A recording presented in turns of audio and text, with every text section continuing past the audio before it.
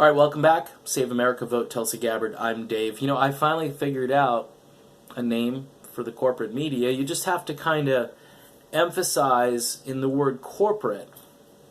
You can get the word whore in there. It's corporate media. I don't know. I liked it when I first thought of it. I said that's original, but I'm sure someone else has already done it. Hey, big news. But the media isn't covering it, and that's why I was thinking about the corporate media today. Mike Gravel is playing to win. In other words, he is running to win. He's not just running to be a support player or to get issues out there, although I think the real motivation for that announcement is the fact that he wants to get on the debate stage, and time is running out. 65,000 unique donors. I think you have to have it by May 15th. I don't know where Mike Gravel is, but if you haven't tossed him $1 yet, it's worth the buck to see him on the stage, okay? MikeGravel.org, and I think they even take PayPal. So, you got an old PayPal account with a couple of bucks in it because you didn't buy that Care Bear on eBay. Go over there and donate to Mike Gravel. You will not regret giving your money to an anti-war crusader, really a political legend in anti-war circles, and what a disruptor he would be on the debate stage. Okay? Now, I've noticed today the media is going into Biden hyperdrive. Social media is all about Joe Biden today. Even our current president of the United States had to respond to Uncle Joe because he got a big endorsement today from the firefighters union. Why would they endorse this early, number one? Number two, why wouldn't they endorse Bernie Sanders? I mean, when you think unions, when you think of actually making a difference in people's lives with unions and going on strike and so forth, you I think would probably want to go over to Bernie first before Joe Biden. So what the heck is going on here? Well, the media is very good at what they do, and keep in mind, this is local media, national media. Everything is coordinated. I remember watching this clip where they're all the local media outlets basically read word for word, and you can find it on YouTube, word for word, where they're talking about how fake news is dangerous and disturbing to our democracy, and they go on and talk, and whoever put this video together spliced probably 2 or 3 dozen different news channels from around the country, local news channels, that were all throwing the propaganda out. Basically, no, you can't watch YouTube. And look, whatever you think of Alex Jones, I'm going to say this, and I'm not watching Alex Jones or anything. I've seen some of his videos. He's crazy, but he should have the right to be crazy. Anybody should have the right to be crazy and talk. And if you want to characterize what he's saying as hate speech and this and that, they're coming for you.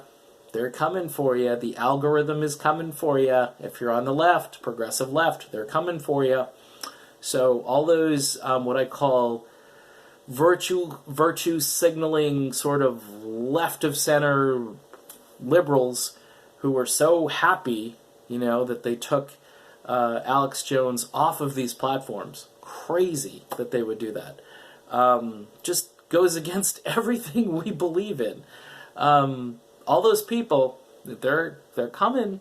You keep talking, they're coming. Now, if you stay within the range of acceptability, they might not come and get you right away, but eventually you're going to say something that's deemed as hate speech, and then bye-bye.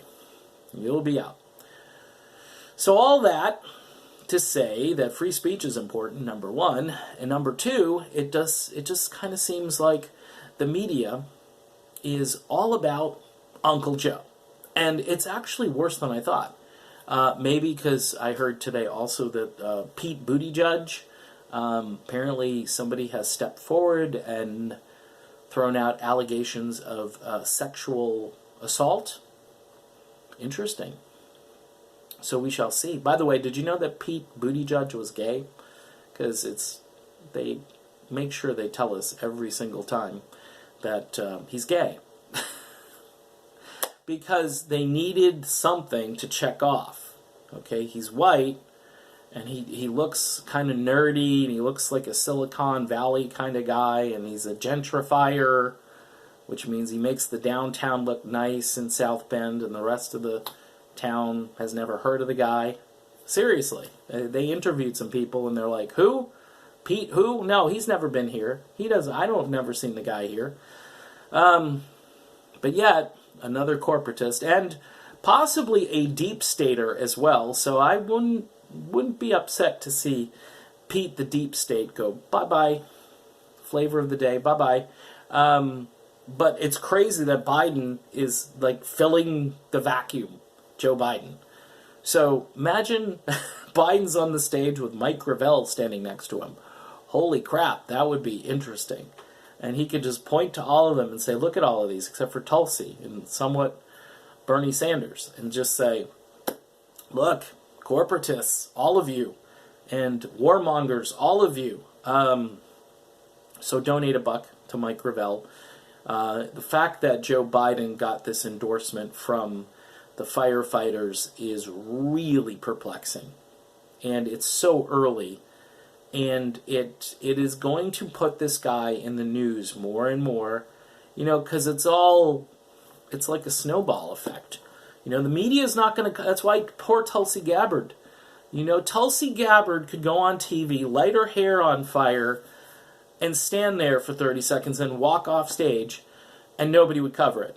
Everybody would be like, oh, Tulsi, her hair was on fire today. It'd be like on the back page or in the fold below the, you know what I'm saying? Tulsi Gabbard's hair was on fire today.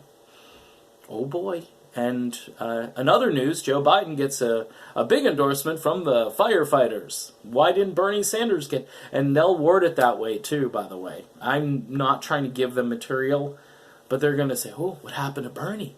How come Bernie's not getting that endorsement? I thought he was the guy. I mean, he's the guy that's going to implement all of these policies. And then they're going to start saying something really crazy that Biden is the true progressive in the race.